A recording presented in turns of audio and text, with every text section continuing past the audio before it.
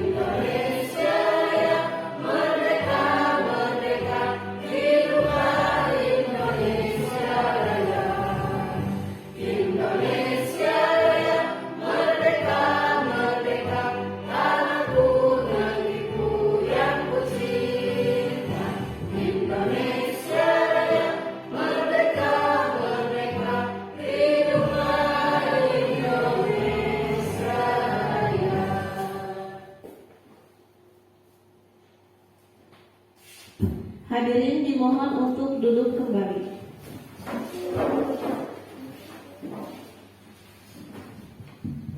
Baik, untuk selanjutnya adalah sambutan dari Ibu Kepala Sekolah SDN 1 Sukakarya. Kepadanya saya persilakan. Bismillahirrahmanirrahim. Assalamualaikum warahmatullahi wabarakatuh. Waalaikumsalam warahmatullahi wabarakatuh. Alhamdulillahirabbil alamin wa bihi nasta'inu ala umuri dunya waddin wa ala alihi washabbihi ajmain, amma ba'du. Rabbi shrah li sadri wa yassir li amri wahlul 'uqdatam min lisani yafqahu qawli. Bapak dan Ibu guru SDN 1 Sukakarya yang saya hormati, alhamdulillah, puji dan syukur marilah kita sama-sama panjatkan kehadirat Allah Subhanahu wa taala yang mana pada kesempatan hari ini kita diberikan kesehatan bisa melaksanakan mengikuti salah satu tugas CGP Angkatan 11. Sekarang adalah hari Senin di mana salah satu guru SDN 1 Sukakarya sedang melaksanakan kegiatan calon guru penggerak angkatan 11. Mudah-mudahan dengan dilaksanakannya diseminasi budaya positif di sekolah SDN 1 Sukakarya dapat berjalan sesuai dengan apa yang kita harapkan. Mudah-mudahan kita bisa mengikuti pelaksanaan ini dan bisa menerapkannya di kelas masing-masing kepada siswa-siswi kita untuk membiasakan budaya positif ini. Semoga apa yang kita harapkan tercapai dan apa yang akan dilaksanakan kegiatan ini oleh saudara Pak Asep Sobarna bisa tercapai sampai akhir dan menghasilkan guru penggerak yang lebih baik. Mungkin hanya itu dari Ibu, semoga kita bisa mengikutinya kegiatan ini. Billahi taufiq wal hidayah. Wassalamualaikum warahmatullahi wabarakatuh. Waalaikumsalam. Terima kasih kepada Ibu Ucu Hikmah selaku Kepala Sekolah SDN 1 Sukakarya yang telah memberikan sambutannya. Dan untuk selanjutnya kita langsung pemberian materi yang akan dipaparkan oleh Bapak Asep Sobarna selaku CDP Angkatan 11. Kepadanya saya persilakan. Bismillahirrahmanirrahim. Assalamualaikum warahmatullahi wabarakatuh. Alhamdulillahirabbil alamin wassalatu wassalamu ala asyrofil anbiya'i wal mursalin wa ala alihi wa sahbihi ajmain. Amma ba'du. Segala puji punya Allah Subhanahu wa taala, selawat serta salam semoga tetap tercurahkan kepada junjungan kita yakni Nabi Muhammad sallallahu alaihi wasallam dan juga kepada keluarganya, para sahabatnya, para tabi'innya dan sampailah kepada kita semua selaku pengikutnya. Yang saya hormati Ibu Kepala Sekolah SDN 1 Sukakarya dan juga Ibu Guru SDN 1 Sukakarya. Alhamdulillah pada kesempatan kali ini kita bisa berjumpa pada acara diseminasi budaya positif. Mudah-mudahan kita semua mendapatkan barokah dan manfaatnya. Untuk selanjutnya supaya lebih rileks lagi sebelum ke materi, kita permainan terlebih dahulu. Permainan tebak kata yang bisa boleh acungkan tangan. Aku akan mengajak kalian bermain tebak kata. Apakah kalian sudah siap? Siap. Tebak aku. Siap. Siapa yang bisa? Silakan. Tendangan. Betul atau salah? Ya, kita lihat. Tendangan.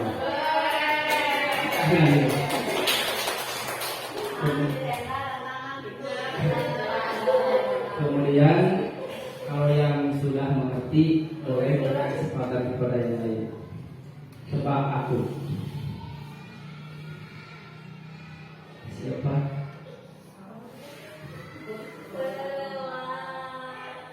Coba terus. Satu lagi, sedikit lagi. Coba yang sudah tahu, Ibu Bibi.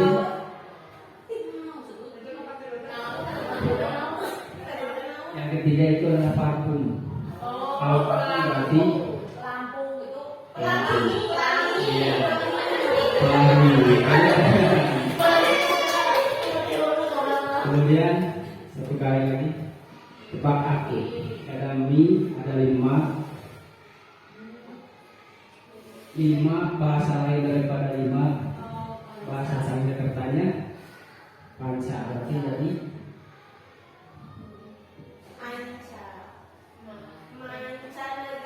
Iya.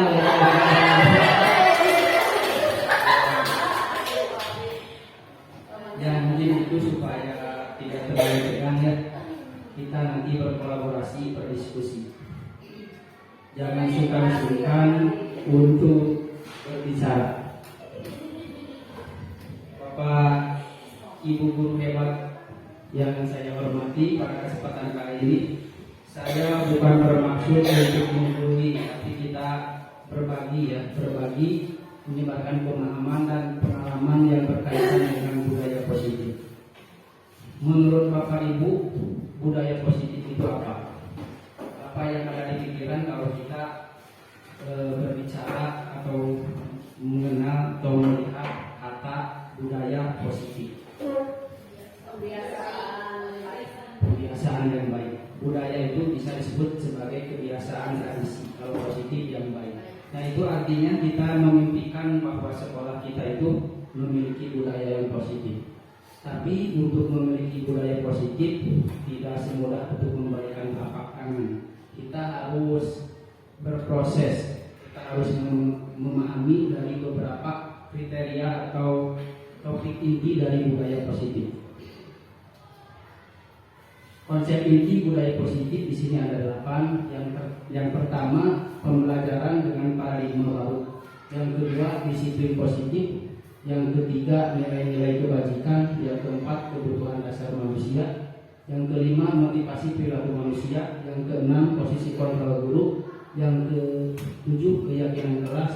Dan yang kedelapan, segitiga restitusi. Untuk memahami atau mewujudkan budaya positif, kita harus memahami dulu dari konsep-konsep yang 8 ini. Kita lanjut ya. Untuk yang pertama adalah pembelajaran dengan paradigma baru. Pembelajaran dengan paradigma baru yaitu proses pembelajaran yang dirancang berdasarkan prinsip pembelajaran yang terdiferensiasi, sehingga setiap siswa belajar sesuai dengan kebutuhan dan tahap perkembangannya untuk mewujudkan profil pelajar Pancasila. Ketika Ibu kemarin kan ada yang namanya pembinaan, di dalam kurikulum mereka itu selalu mengembangkan pembelajaran yang berdiferensiasi. Apa yang ada yang berpendapat tentang pembelajaran berdiferensiasi?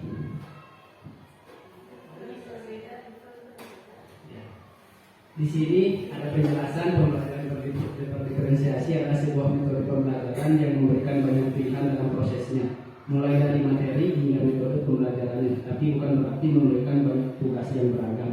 Maksudnya pembelajaran berdiferensiasi itu adalah pembelajaran yang sesuai dengan kebutuhan anak. Jadi kita memperlakukan anak itu harus memahami karakter, sifat, kepribadian anak itu secara detail. Jadi tidak sama begitu.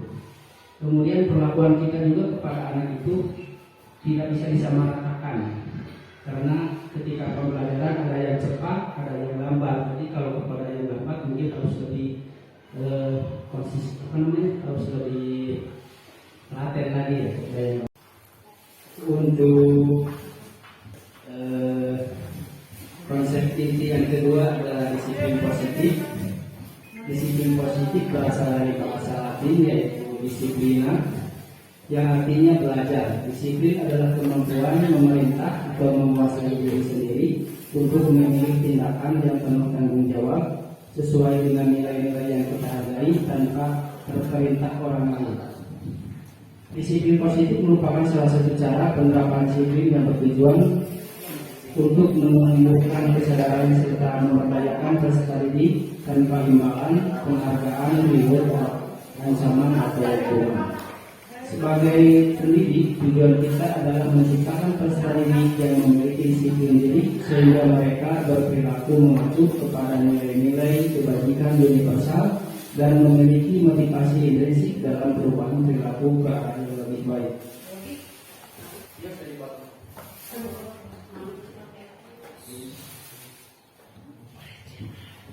Jadi tugas kita untuk menumbuhkan disiplin kepada siswa itu adalah disiplin positif yang timbul dari diri atau keyakinan pribadi peserta didik. Yang ketiga adalah nilai-nilai kebajikan. Nilai-nilai kebajikan yang disepakati bersama lepas dari suku bangsa, agama, bahasa maupun latar belakang. Contoh nilai kebajikan institusi atau organisasi ini banyak sekali. Di antaranya ada Profil Pelajar Pancasila, kemudian ada IPO, Premier Release Program (PRP), kemudian ada Seven Essential Virtues, Building Moral Intelligence, Michael Borkot. Nilai-nilai kebajikan Profil Pelajar Pancasila ada beriman dan bertakwa kepada Tuhan Yang Maha Esa dan berakhlak mulia, mandiri, berdamai kritis, berkebinekaan global, bergotong royong, kreatif, dan mandiri. Kemudian untuk memenuhi kriteria atau budaya positif di sekolah, yang keempat adalah kebutuhan dasar manusia.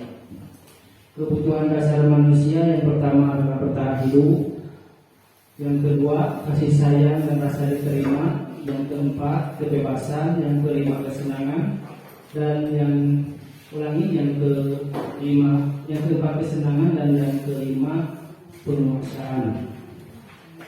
Seringkali kita menemui berbagai permasalahan yang terjadi di sekolah, itu mungkin karena kebutuhan dasarnya belum terpenuhi.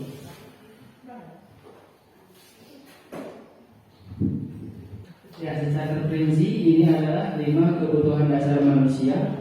Yang pertama bertahan hidup, yang kedua kasih sayang dan rasa diterima, yang ketiga penguasaan, keempat kebebasan, dan yang kelima kesenangan.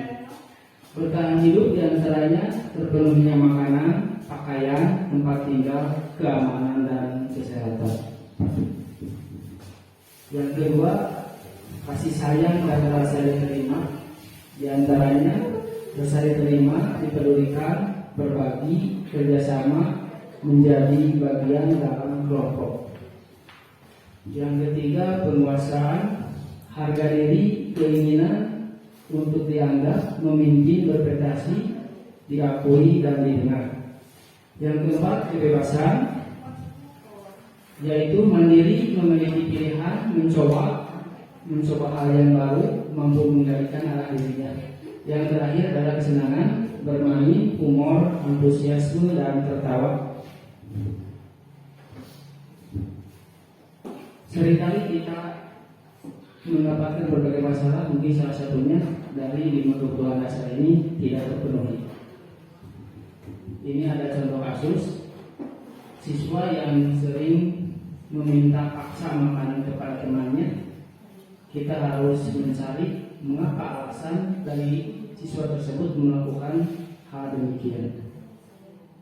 Langkah yang sesuai dengan penerapan disiplin positif adalah mencari alasan Doni mengapa melakukan tindakan tersebut, supaya mengetahui kebutuhan mana yang ingin dipenuhi oleh Doni.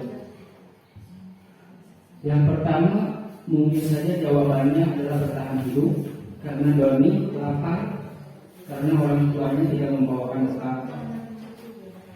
Yang kedua adalah kebebasan. Doni merasa bosan karena menu makanan siang selalu sama. Yang ketiga kasih sayang dan rasa diterima. Teman Doni menjadi perhatian kepadanya. Yang keempat kekuasaan. Doni merasa hebat karena ditakuti temannya. Yang kelima kesenangan. Doni hanya iseng dan senang mengganggu temannya. Dan yang kelima, untuk memenuhi atau mewujudkan budaya positif di sekolah, yaitu motivasi perilaku manusia. Motivasi itu terdiri dari 2. Yang pertama motivasi ekstrinsik, yang kedua motivasi intrinsik. Motivasi ekstrinsik diantaranya yaitu untuk menghindari ketidaknyamanan atau hukuman. Jadi seseorang memiliki perilaku disiplin karena takut untuk dihukum atau merasa tidak nyaman. Yang kedua, untuk mendapatkan imbalan atau penghargaan dari orang lain. Dan yang ketiga adalah untuk menjadi orang yang mereka inginkan dan menghargai diri sendiri dengan nilai-nilai yang mereka percaya. Nah, ini termasuk motivasi intrinsik yang kita harapkan bahwa peserta didik memiliki motivasi intrinsik yang timbul dari dalam kesadaran dirinya sendiri. Nah, untuk memenuhi atau konsep mendisiplinkan seseorang, ada 3 kata yang biasa kita temui. Yang pertama hukuman, yang kedua konsekuensi, yang ketiga restitusi. Hukuman itu tidak berencana atau tiba-tiba, kemudian anak atau murid tidak tahu apa yang akan terjadi, bersifat satu arah. Hukuman berupa fisik maupun psikis. Yang kedua konsekuensi, sudah terencana atau sudah sepakati, murid tetap dibuat tidak normal, setiap guru selalu menyerang murid. Jadi setelah ada hukuman melanggar peraturan, nanti kena konsekuensi. Yang ketiga adalah restitusi, yaitu menciptakan kondisi bagi murid untuk memperbaiki kesalahan mereka, proses kolaboratif yang mengajarkan murid untuk mencari solusi.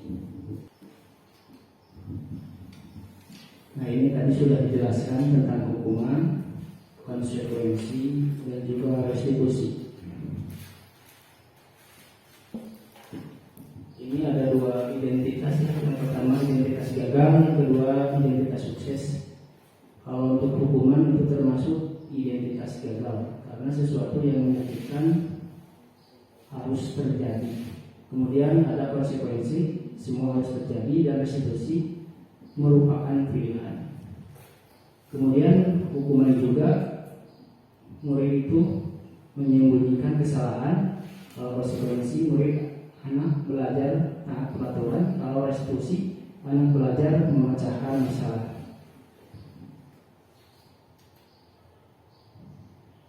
Ini menurut Bapak Ibu apakah termasuk hukuman atau konsekuensi? Mencatat 100 kali di dalam buku kalimat saya tidak akan terlambat lagi karena terlambat ke sekolah. Ini adalah konsekuensi karena sudah melakukan kesalahan dan harus mempertanggungjawabkan kesalahannya. Yang kedua, membersihkan coretan yang dibuatnya di meja tulis. Ini juga termasuk konsekuensi karena harus mempertanggungjawabkan coretan dan membersihkan meja yang sudah dicoretnya. Yang ketiga, murid diminta push up 15 kali karena tidak menggunakan masker ke sekolah. Ini termasuk hukuman. Yang selanjutnya, menghentikan kertas tugas teman yang telah dicoret-coret. Ini juga konsekuensi. Yang terakhir, menjemur di lapangan basket pukul 12 siang karena mengobrol dengan teman. Ini termasuk hukuman. Yang keenam, untuk mewujudkan budaya positif adalah kita harus memahami 5 posisi kontrol guru. Menurut Bapak Ibu, yang mana yang sekarang Bapak Ibu rasakan kita itu sebagai apa posisi kontrolnya? Kalau sebagai penghukum juga pernah, membuat rasa bersalah pernah, sebagai teman, pemantau, manajer. Kita bahas ya. Lebih jelas kita lihat dulu.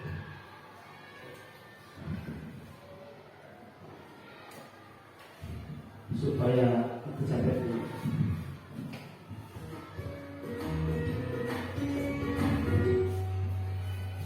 Salam bahagia Ibu dan Bapak Guru hebat. Dalam penerapan disiplin positif restitusi, salah satu program yang dikembangkan adalah 5 posisi kontrol. 5 posisi kontrol dalam restitusi adalah proses perjalanan seorang pendidik agar dapat mengenali dirinya. Pada video kali ini, kita akan membahas tentang 5 posisi kontrol yang dikembangkan oleh Diane Blossom dan contoh penerapannya.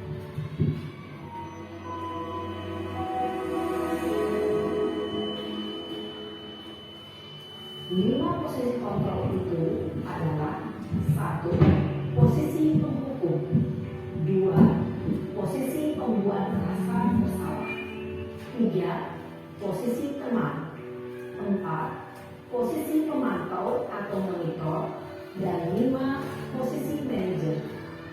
Untuk lebih memahami kelima posisi tersebut, mari kita saksikan kasus kemarin yang telah hadir dari 20 menit di sekolah dan melihat bagaimana kelima posisi kontrol dalam menghadapi masalah tersebut.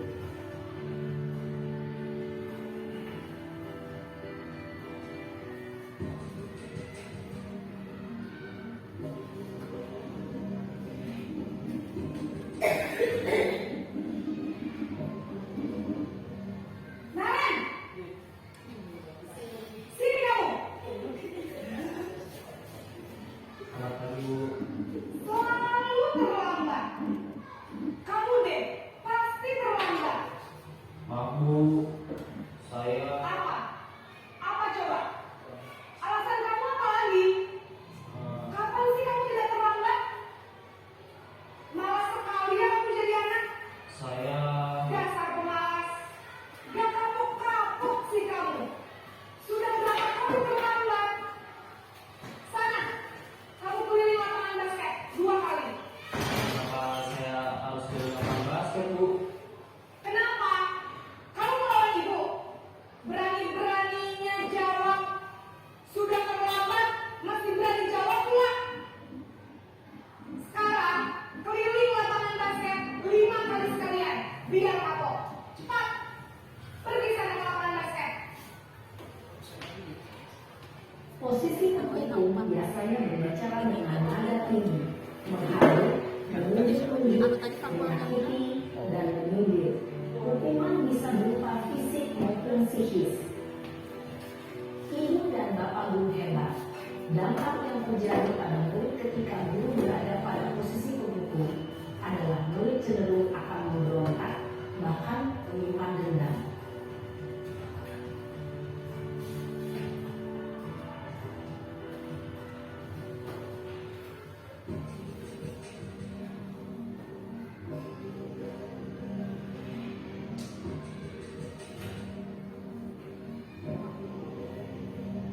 Naren!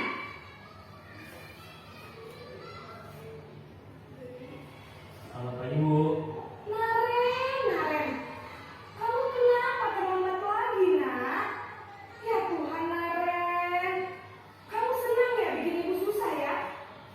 Kalau kamu terlambat lagi, nanti ibu yang ditegur bapak kepala sekolah, nak. Disangka ibu tidak bisa membina kamu. Duh, gimana ini? Maaf Bu. Duh, Gusti Naren. Kamu suka ya kalau ibu tegur bapak kepala sekolah? Terus, sekarang ibu harus tulis apa ini di buku absen? Ini kamu sudah sering terlambat loh. Ibu harus apa coba? Maaf Bu. Maaf sekali. Ya sudah, lain kali jangan bikin ibu susah lagi ya nak ya. Ibu tidak akan kuat lagi kalau kamu begini terus. Bisa jantungan kalau ibu ditegur bapak kepala sekolah. Sana cepat kelas. Maaf ya Bu. Maaf sekali. Posisi pembuat rasa bersalah berbicara dengan nada tenang, cenderung lembut, namun kata-kata yang diutarakan membuat murid merasa menjadi orang yang gagal, memandang buruk dirinya sendiri, merasa tidak berharga, dan tidak sanggup membahagiakan orang lain. Ketika guru mengambil posisi pembuat rasa bersalah, murid akan menganggap dirinya yang bersalah dan ia akan menyimpan emosi negatif tersebut di dalam dirinya.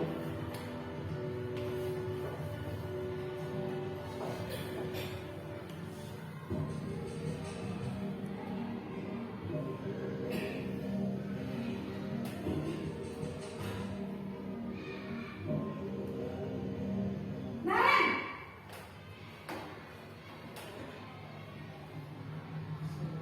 Selamat pagi Bu. Wah, sudah jam berapa ini nak? Terlambat lagi ya sayang. Iya Bu. Habis ibu saya lupa mengangkat saya Bu. Kamu malah nyalakan ibu kamu. Kamu bukannya anak yang larinya paling kencang. Kok terlambat sih? Iya Bu. Saya memang terlambat bangun tadi. Jadi biarpun saya lari kencang, tetap nggak kesenja Bu. Ya sudah sana. Nanti lain kali larinya lebih kencang lagi ya. Biar demi ibu. Bisa kan? Bisa lah, Bu. Ya sudah, sana masuk kelas. Ibu beresin urusan absen kamu. Kamu ini ada-ada saja. Dalam posisi teman, guru berbicara dengan nada suara ramah, akrab, cenderung bersenda gurau untuk menjaga suasana tetap santai. Murid akan merasa senang, aman, dan akrab dengan guru. Identitas yang tercipta adalah identitas sukses atau berhasil. Namun, perlu diingat, karena ini masih dorongan eksternal, maka ada faktor ketergantungan dari murid kepada orang tertentu. Di sini, guru aksennya, sehingga di lain waktu, murid bisa berperilaku baik, namun hanya kepada orang-orang tertentu saja.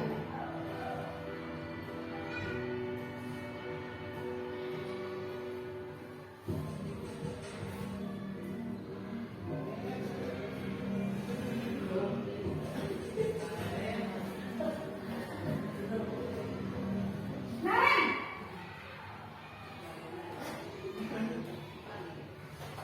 Selamat pagi, Bu. Naren, apa peraturan sekolah kita tentang jam berapa kita harus masuk sekolah, Nak? Kita harus di sekolah jam 7, Bu. Iya betul, sekarang sudah jam 7.20. Naren sudah tahu konsekuensinya jika terlambat tadi. Paham, Bu. Saya harus tinggal kelas pas jam istirahat. Mengontrol murid. Guru mengarahkan murid berdasarkan peraturan dan konsekuensi. Seorang pemantau menunjukkan bahasa tubuh dan ekspresi wajah yang datar dan cenderung formal.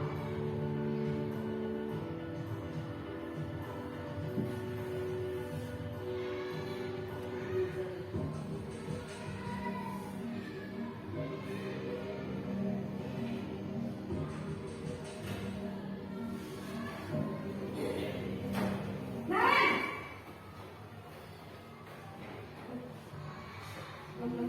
Selamat pagi, Bu.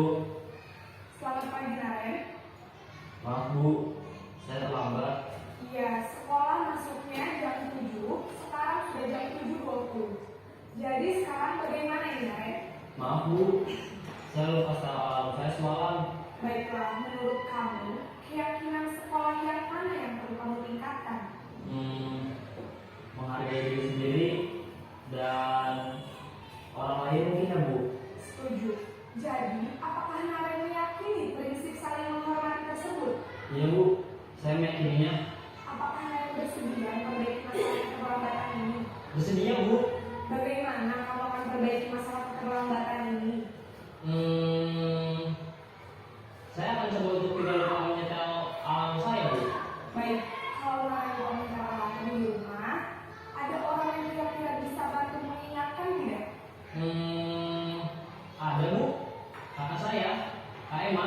Ada lagi selain Kak Emma?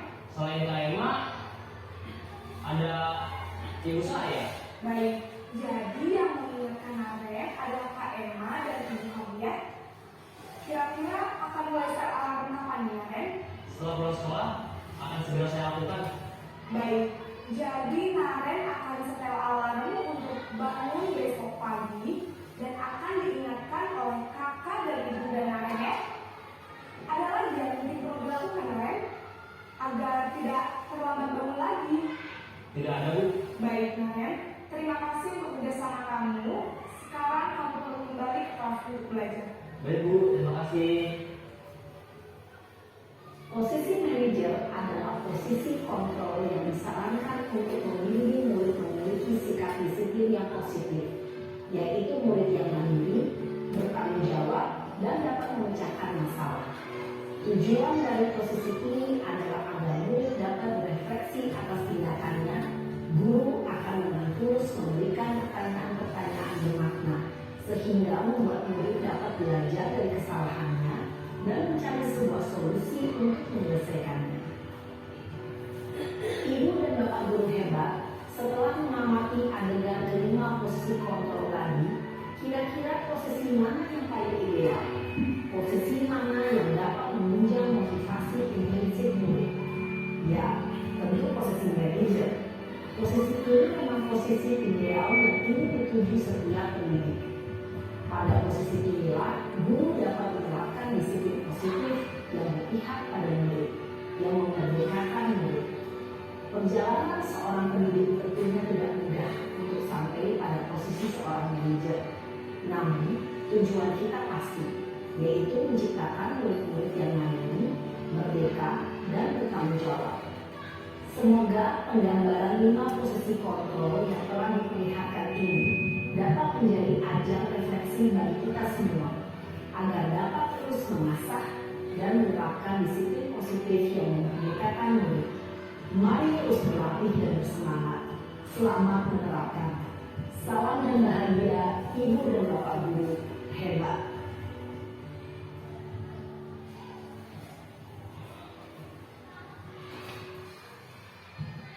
Bagaimana Bapak Ibu bisa dipahami?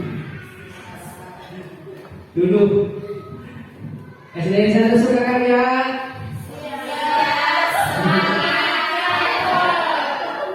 Ya, tadi sudah melihat ya video dari 5 posisi kontrol dulu. Kalau yang 2 itu bisa disebutkan sebagai identitas gagal. Kemudian yang 3 itu sebagai identitas sukses. Kemudian kalau penghukum tadi sudah jelas, kita langsung menyalahkan kepada anak.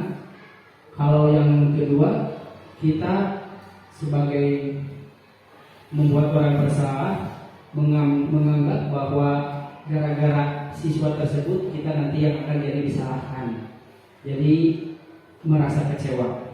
Kemudian yang ketiga, perlu kontrol teman. Ini termasuk identitas sukses. Tetapi anak nanti tidak bisa jadi mandiri. Biasanya kalau yang seperti itu biasanya di kelas bawah ya. Jadi masih kene manja-manja.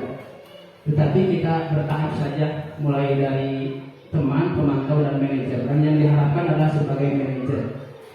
Kemudian untuk pemantau tadi sudah ada konsekuensinya.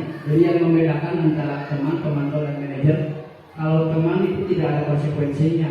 Jadi apabila ada pelanggaran, nanti yang membereskan adalah guru.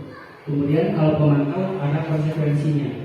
Yang terakhir manajer. Kalau manajer, kita selain daripada memantau, ditambahkan yang terakhir adalah restitusi, menanyakan alasan dan bagaimana cara untuk memperbaikinya.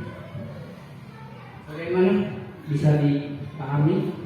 Sebagai penghukum, sebagai pembuat orang bersalah, sebagai teman, pemantau, dan manajer. Jadi tugas kita adalah memaksimalkan sebagai seorang manajer.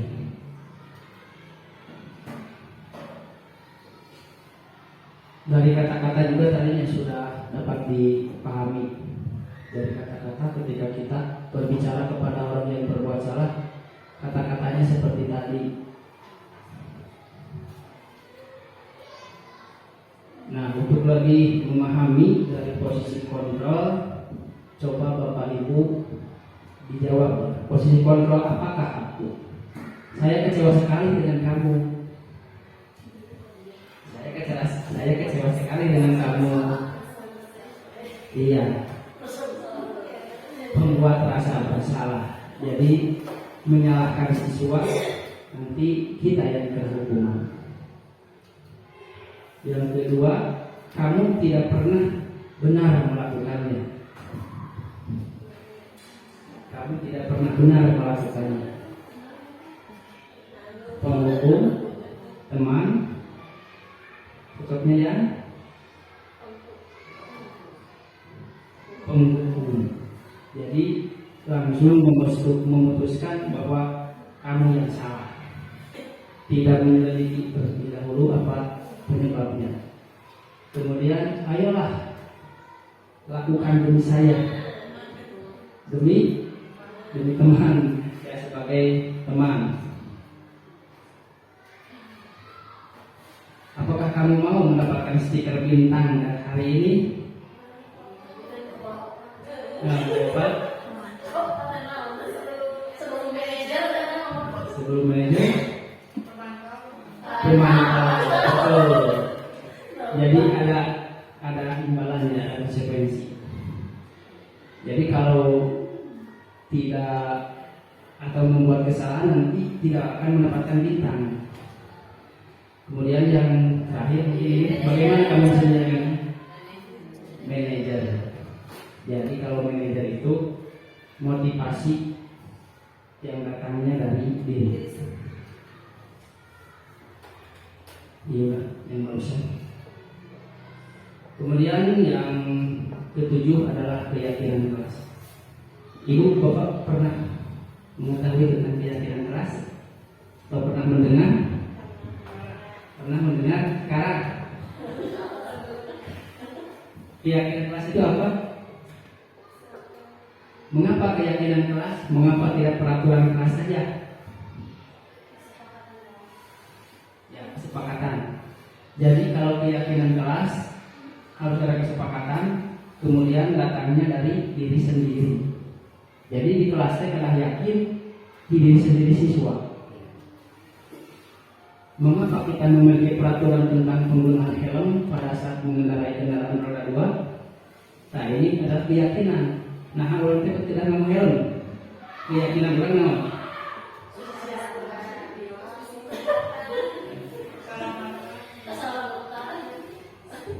Terus nomor 2, mengapa kita memiliki peraturan tentang penggunaan masker dan mencuci tangan setiap saat?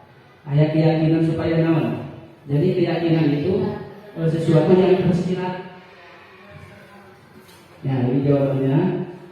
Kalau motor mungkin karena keselamatan, itu harus yakin. Jadi bukan karena takut ditilang, bukan karena takut aturan, tapi untuk keselamatan. Kemudian untuk masker itu untuk kesehatan. Nah, ini apa namanya? Nilai keselamatan atau kesehatan inilah yang disebut sebagai suatu keyakinan. Jadi keyakinan mah tersirat gitu. Di balik aturan yang tadi buat orang yakin apa manfaatnya.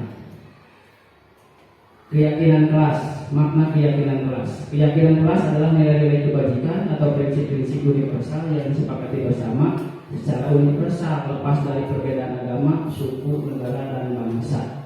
Jadi kita harus meyakini walaupun kita berbeda-beda. Kita lanjut. Untuk membuat keyakinan kelas, pembentukan keyakinan kelas itu bersifat lebih abstrak dari peraturan, yang lebih rinci dan konkret. Jadi kalau keyakinan kelas itu simpel tapi tidak terlihat. Kemudian yang kedua, keyakinan kelas berupa pernyataan-pernyataan nilai kebajikan. Jadi pernyataan nilai kebajikan yang baik, keyakinan kelas. Kemudian yang ketiga, pernyataan keyakinan kelas senantiasa dibentuk dalam bentuk positif. Jadi kalau aturan tidak boleh, jangan dilarang. Kalau keyakinan kelas positif, kalau itu tidak, jangan dilarang, itu negatif. Keyakinan kelas hendaknya tidak terlalu banyak. Jadi tidak banyak keyakinan kelas itu tidak berbeda seperti aturan. Kemudian keyakinan kelas sebaiknya dapat diterapkan di lingkungan. Semua warga kelas hendaknya ikut berkontribusi dalam pembuatan keyakinan kelas lewat kegiatan curah pendapat, bersedia meninjau kembali keyakinan kelas dari waktu ke waktu. Ibu pernah membuat keyakinan kelas? Kesepakatan kelas? Ya, ini adalah teman baik antara keyakinan kelas dan kesepakatan kelas. Tapi ada perbedaan. Di sini kalau keyakinan kelas itu harus ada kebaikan di balik kesepakatan.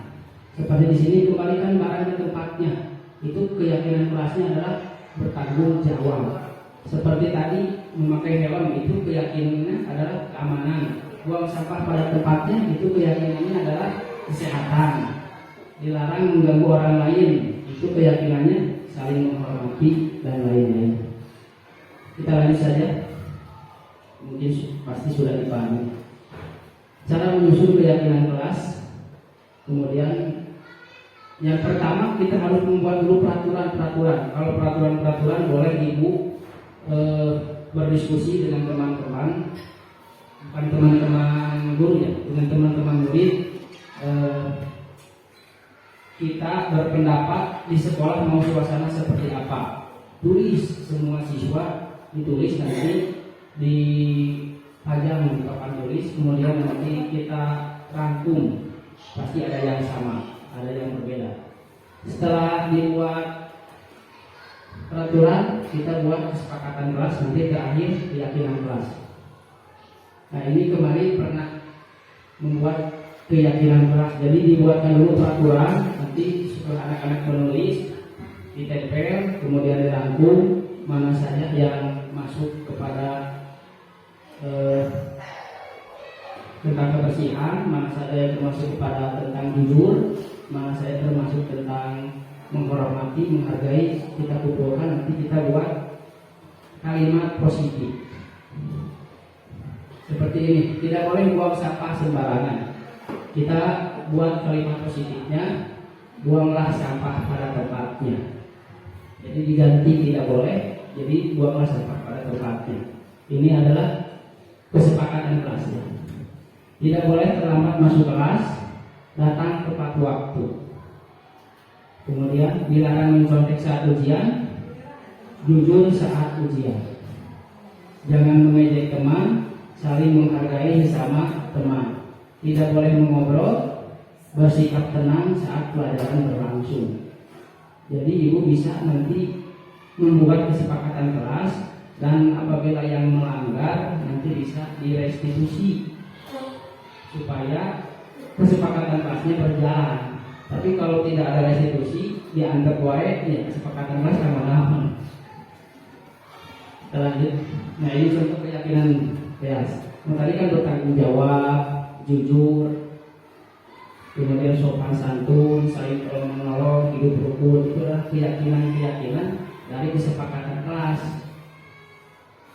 Kalau untuk keyakinan sekolah ada disiplin, religius, peduli lingkungan, toleransi. Kalau disiplin pasti ibu kalau terus terang disiplin ibu mau ya. Segera disebutkan kan keyakinan disiplin. Jadi ketika datang ke sekolah ada kepala sekolah, jadi tania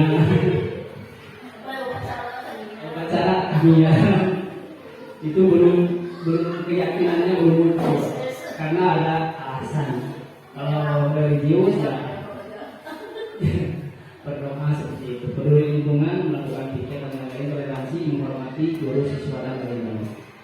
Sampai di sini ada yang bertanyakan tentang keyakinan kelas, atau paham, atau masih bingung, banyak bingung deh. Nah, nanti dipraktekkan karena di PMM ada yang namanya budaya positif. Aksi nyatanya itu membuat restitusi dan membuat keyakinan kelas. Ya, sebagian sudah dibahas ya tentang restitusi dan juga keyakinan kelas. Nah, ini tadi yang terakhir segitiga restitusi. Tadi kan restitusi ada dialog yang digerakkan oleh guru, orang tua agar dapat menghasilkan murid yang mandiri dan tanggung jawab. Jadi kalau ada masalah harus direstitusi. Nah, restitusi ini tadi disebutkan adalah sebagai posisi manajer guru. Posisi manajer guru itu salah satunya restitusi. Yang pertama, satu, membantu siswa menjadi lebih memiliki tujuan disiplin positif dan memulihkan dirinya setelah melakukan kesalahan. Jadi setelah kesalahan itu harus memiliki disiplin untuk memulihkan kesalahannya. Yang kedua, membantu siswa untuk jujur pada diri sendiri dan introspeksi dampak dan kesalahannya. Yang ketiga, memberikan penawaran bukan paksaan. Ini segitiga restitusi. Apabila ada terjadinya pelanggaran, kita lakukan 3 langkah. Yang pertama, menstabilkan identitas. Yang kedua, validasi tindakan yang salah. Yang ketiga, menanyakan keyakinan. Kalau menstabilkan identitas, kita apabila ada anak yang melakukan pelanggaran, kita harus menjadi teman dulu, kemudian membuat suasana tenang. Contohnya di sini, kamu bukan satu-satunya yang pernah melakukan ini, yang pernah melakukan salah. Setiap orang pasti melakukan kesalahan. Setelah ditanya seperti itu kan jadi tenang, anak ini jadi tenang, ya tadinya kurang siur segala macam, jadi tenang dulu. Setelah itu ditanyakan apa yang dilakukan itu baik atau tidak. Itu kan validasi tindakan yang salah. Kemudian kalau kamu melakukan hal itu, apa akan yang terjadi? Terus setelah itu, apakah kamu benar dengan tindakan yang kamu lakukan? Itu tindakan yang salah. Kemudian yang terakhir, menanyakan keyakinan. Setelah kita melakukan kesalahan, kita tanyakan apakah yang kamu langgar dari keyakinan yang pernah disepakati. Kalau yang biasa ribut, pasti ditanyakan kurang ribut, ayo dilanggar tidak keyakinan yang telah disepakati. Misalkan tidak menghargai, tidak menghormati teman dan lain sebagainya. Pasti ibu hari dilakukan osok dan belum pernah istilahnya apa. Jadi kita tenangkan dulu anak, kemudian kita tanyakan bahwa perbuatan itu tidak baik, dan yang terakhir bagaimana solusi untuk memperbaikinya. Ini pernah kenal. Ya, ini kata-kata untuk menstabilkan identitas. Berbuat salah itu tidak apa-apa. Terus tidak ada manusia yang sempurna. Saya juga pernah melakukan kesalahan seperti itu. Kita bisa menyelesaikan ini. Bapak Ibu tidak tertarik mencari siapa yang salah, tapi Bapak Ibu ingin mencari solusi. Kamu berhak merasa begitu. Apakah kamu sedang menjadi teman yang baik buat dirimu? Nah, ini disekalikan dulu. Terus tahap yang kedua, validasi tindakan yang salah. Bisa kata-katanya seperti ini. Padahal kamu bisa melakukan yang lebih buruk dari ini. Kamu pasti punya alasan mengapa melakukan hal itu. Kamu patut bangga pada dirimu sendiri karena kamu telah menjadi sesuatu yang penting buatmu. Kamu boleh mempertahankan sikap itu, tapi kamu harus menambahkan sikap yang baru. Jadi ditanyakan alasan-alasannya. Dan yang terakhir, menanyakan keyakinan kelas. Pertanyaannya bisa seperti ini: apa yang kita percaya sebagai kelas atau keluarga? Apa nilai-nilai umum yang kita telah sepakati? Apa bayangan kita tentang kelas yang ideal? Kamu mau jadi orang seperti apa? Penting untuk menanyakan ke anak kehidupan seperti apa nantinya yang mereka inginkan. Apakah kamu ingin menjadi orang yang sukses, bertanggung jawab, atau bisa dipercaya? Kebanyakan anak akan mengatakan iya, tapi mereka tidak tahu bagaimana caranya menjadi orang seperti itu. Guru dapat membantu dengan bertanya seperti apa jika mereka menjadi orang seperti itu. Ketika anak sudah mendapatkan gambaran yang jelas tentang orang seperti apa yang mereka inginkan, guru dapat membantu anak-anak tetap fokus pada gambaran tersebut. Ini adalah tahapan yang terakhir untuk mewujudkan budaya positif di sekolah, adalah segitiga restitusi. Masih ingat yang pertama apa? Pembelajaran paradigma baru. Yang kedua, nilai disiplin positif. Yang ketiga,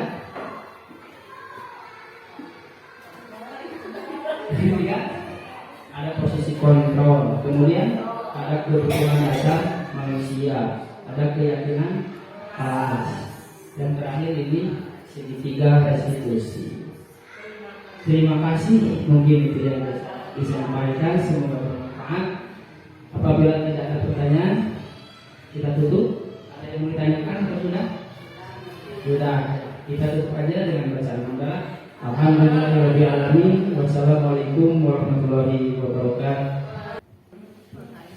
Terima kasih kepada Bapak Asep Sobarna yang telah memaparkan materi mengenai budaya positif di sekolah.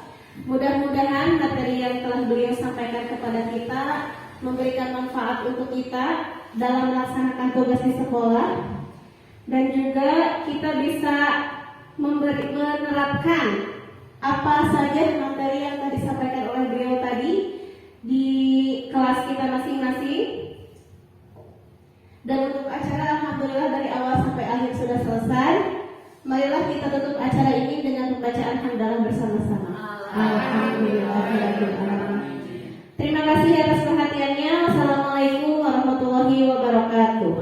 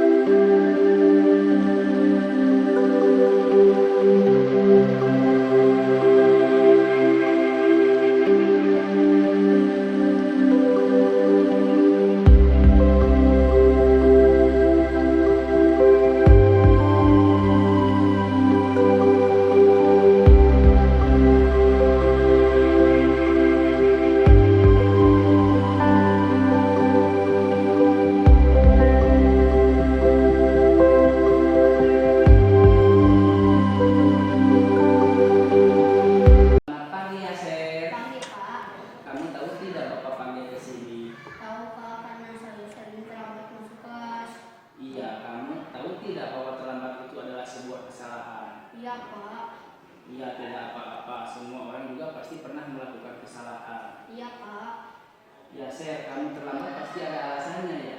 karena saya begadang sering main game, jadi kurang tidur sehingganya bangunnya kesiangan. Ya, kamu tahu tidak kalau sering begadang itu merusak kesehatan, badan jadi sakit, dan pelajaran di sekolah banyak yang ketinggalan. Iya Pak, Kamu tahu keyakinan kelas yang sudah kita sepakati? tahu Pak. Kamu terlambat masuk kelas sesuai dengan keyakinan kita tidak? Tidak Pak, Menurut kamu keyakinan apa yang kamu langgar? disiplin Pak. Menurut kamu disiplin itu penting tidak? Penting Pak supaya saya bisa datang tepat waktu dan bisa menghargai waktu. Betul ya Sher, menghargai waktu itu penting dan banyak manfaatnya. Iya Pak, saya sangat menyesal dan minta maaf. Iya ya Sher, Bapak maafkan. Menurut kamu apa yang kamu lakukan biar kamu tidak kesiangan lagi? Saya akan tidur lebih cepat supaya tidak terlambat lagi. Baik ya Sher, kamu telah menemukan solusinya. Sekarang kamu silakan ke kelas lagi. Baik, terima kasih Pak. Selamat siang Gareta. Siap Pak. Kamu tahu nggak Bapak panggil ke sini? Iya Pak, karena saya kesal saya tidak sama Pak dengan menyebut-nyebutkan orang tua saya. Oh begitu, pasti Bapak juga kesel kalau mengejek dengan menyebut nama orang tua.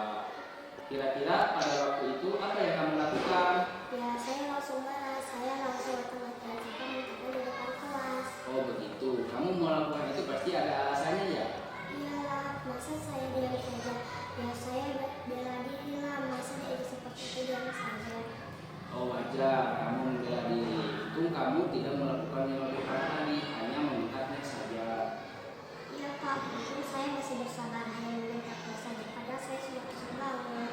Ya alhamdulillah kamu masih bisa bersabar, tidak melakukan perbuatan yang lebih parah lagi. Iya.